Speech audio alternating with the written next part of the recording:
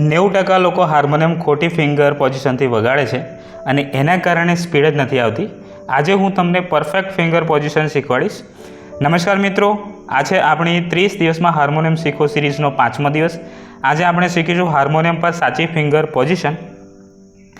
સૌથી પહેલાં finger numbering આપણે સમજીએ. આને આપણે અંગૂઠો કહીશું. આ છે તર્જની, આ છે મધ્યમ એટલે મધ્યમિકા, આ છે અનામિકા અને આ છે કનિષ્ઠ. બરાબર, ફરીથી યાદ કરી લઈએ.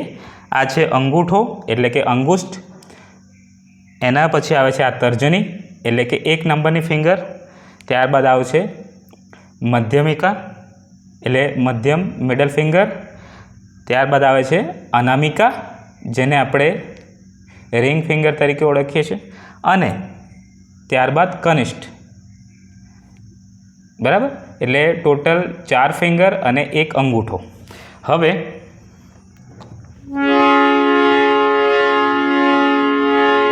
જો તમે આ નંબર સાચી રીતે યાદ રાખશો તો પ્લેઇંગ તમારું ઇઝી બની જશે. એટલે કે તમારે યાદ રાખવાનું છે કે 1 નંબર કયો, 2 નંબર, 3 નંબર, 4 ને 5. બરાબર, 1 નંબર આપણે અંગૂઠાને આપીશું, 2 નંબર આપણે તર્જનીને આપીશું એટલે કે પહેલી આંગળીને આપીશું, બીજી આંગળી જેને મિડલ ફિંગર કહીશું આપણે, જેને મધ્યમિકા તરીકે ઓળખીએ છીએ, ત્યારબાદ અનામિકા અને કનિષ્ઠ. તો આ 1 અંગૂઠો અને 4 ફિંગર. એટલે અંગૂઠાને આપણે 1 નંબર આપીશું, પહેલી ફિંગર જે છે એને 2 નંબર, મિડલ ફિંગર 3, એના પછી 4 અને આ 5 એટલે ટચલી આંગળી. બરાબર, તો આ રીતે તમારે યાદ રાખવાનું છે. ઘણા બધા લોકો ફિંગર્સ સ્ટ્રેચ કરીને વગાડે છે, અંગૂઠાનો ઉપયોગ નથી કરતા, હાથ કડક રાખે છે. આના કારણે એમની સ્પીડ ઓછી થાય છે અને ભૂલ વધારે થાય છે. બરાબર, એટલે ખાસ કરીને હાર્મોનિયમ શીખવા માટે ફિંગર પોઝિશનનો ઉપયોગ કરતાં આપણને આવડવું જોઈએ. જો આ ન આવડે તો આપણે હાર્મોનિયમ ઉપર સ્પીડ વધારી ન શકાય. એટલે તમારે યાદ રાખવાનું છે કે કઈ ફિંગરનો કયા બટન ઉપર ઉપયોગ થાય છે. તો સાચી પોઝિશન આપણે શીખવાનું છે. આપણી પહેલી જે ફિંગર છે એને આપણે પહેલી કાળી ઉપર મૂકીશું. બરાબર, બીજી જે ફિંગર છે એટલે કે બીજી આંગળી જેને આપણે મિડલ ફિંગર તરીકે ઓળખીએ છીએ એ કાળી 2 ઉપર મૂકીશું. બરાબર, તો આઈ હોપ કે તમને ખ્યાલ આવી ગયો છે. પહેલી ફિંગર એટલે પહેલી આંગળી કાળી 1, બીજી ફિંગર કાળી 2, અંગૂઠો આપણો આવશે ગંધાર ઉપર. બરાબર, જેને આપણે સફેદ 4 તરીકે ઓળખીએ છીએ. અહીંયાથી સફેદ બટનોનો આપણો નંબર જે છે, ક્રમ છે, એ અહીંયાથી સ્ટાર્ટ થાય છે એટલે સીથી. બરાબર, આ સી શાર્પ, ડી શાર્પ, પછી એફ શાર્પ, જી શાર્પ, એ શાર્પ, બી અને પછી આવે સી. બરાબર, તો આ રીતે એના નંબર્સ છે, એના નામ છે. તો પહેલી કાળી ઉપર આવશે પહેલી ફિંગર, બીજી કાળી ઉપર આવશે બીજી ફિંગર, જે વ્હાઇટ કીઝ છે, વ્હાઇટ બટન છે, એના ઉપર આવશે અંગૂઠો. બરાબર, ત્યારબાદ ફરીથી આપણે પહેલી આંગળી છે એ કાળી 3 ઉપર આવશે, બીજી આંગળી છે એટલે કે મિડલ ફિંગર છે એ આવશે કાળી 4 ઉપર, અને આ જે અનામિકા છે, રિંગ ફિંગર છે, એને આપણે મૂકીશું 5મી કાળી પર. બરાબર, ફરીથી અંગૂઠો અહીંયાથી ઉઠાવીને આપણે મૂકીશું ની ઉપર. બરાબર, એટલે પહેલી સફેદ ઉપર, અને ફરી પાછા આવીશું કાળી 1 ઉપર એટલે તાર સપ્તકના કાળીના બટન ઉપર આવીશું. ત્યાં આપણે પહેલી આંગળીનો ઉપયોગ કરવાનો છે. એટલે આપણને ખ્યાલ આવી ગયો કે કાળી 1, કાળી 2, સફેદ 4, કાળી 3, 4, 5, પછી આ સફેદ 1. જે આરોહમાં ફિંગરનો ઉપયોગ કર્યો છે, અંગૂઠાનો ઉપયોગ કર્યો છે, એ જ બટન ઉપર પાછા વળતી વખતે પણ એ જ ફિંગરનો ઉપયોગ કરવાનો છે તમારે. બરાબર, એટલે માન લો કે સા રે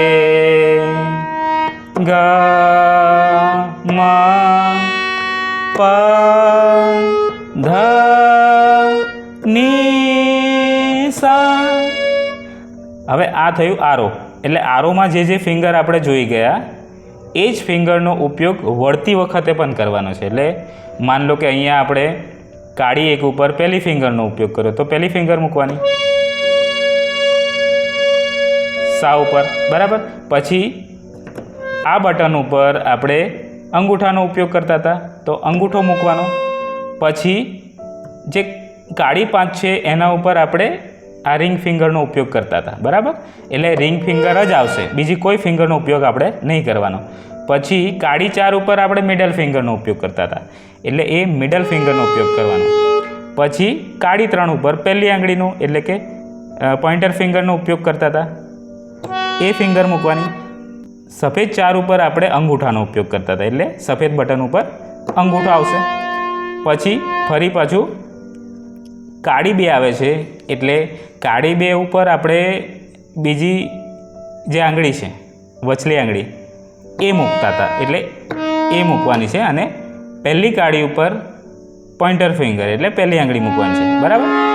તો ફરીથી જોઈએ. પહેલી આંગળી કાળી 1, બીજી આંગળી કાળી 2,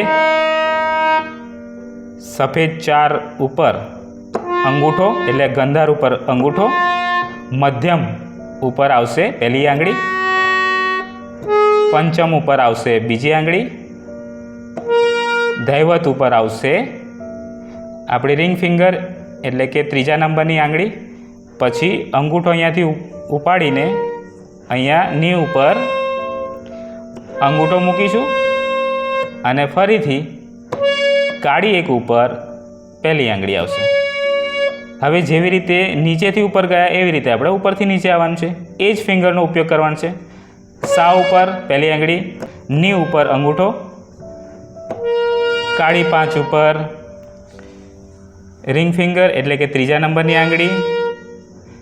પછી કાળી 4 ઉપર મિડલ ફિંગર, કાળી 3 ઉપર એટલે કે મધ્યમ ઉપર આવશે પહેલી આંગળી.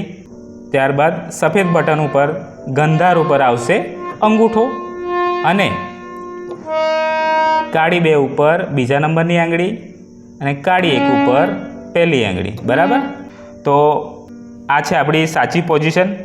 આંગળીઓ તમારી થોડી કર રાખવાની એટલે કે એકદમ સ્ટીફ નથી રાખવાની, કડક નથી હાથ રાખવાનો તમારે.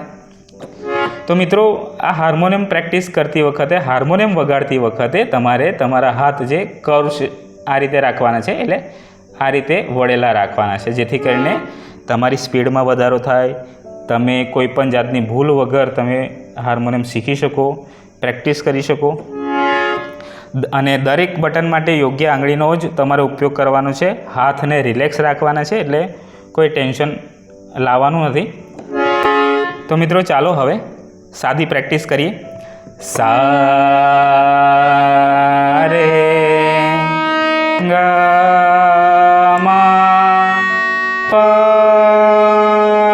મા ગ રે સા. તો જે આંગળીનો ઉપયોગ કરવાનું મેં તમને બતાવ્યું એ જ આંગળીનો ઉપયોગ તમારે એ બટન ઉપર કરવાનો છે, બરાબર. સા બીજા નંબરની આંગળી, રે ગંધાર ઉપર અંગૂઠો, ગ મધ્યમ ઉપર પહેલી આંગળી, મ કાળી 4 એટલે કે પંચમ ઉપર બીજા નંબરની આંગળી, પ ફરી પાછા આવીશું મધ્યમ ઉપર પહેલી આંગળી, ગંધાર ઉપર અંગૂઠો, રે ઉપર બીજી આંગળી, સા ઉપર પહેલી આંગળી. ફરીથી જોઈએ. આ તમારે પહેલાં ધીમેથી પ્રેક્ટિસ કરવાની અને પછી એની સ્પીડ તમારે વધારવાની છે, બરાબર. એ રીતે તમારે ઓછામાં ઓછી 10 મિનિટ પ્રેક્ટિસ તો તમારે કરવાની છે એટલે રિઝલ્ટ તમને જલ્દીથી મળે.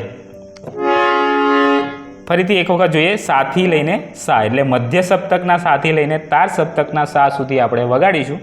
આરોહ અને અવરોહમાં આ જ પ્રેક્ટિસ તમારે ડેલી કરવાની છે જેથી કરીને તમે હાર્મોનિયમ વગાડતા ખૂબ જ જલ્દીથી થઈ જાઓ.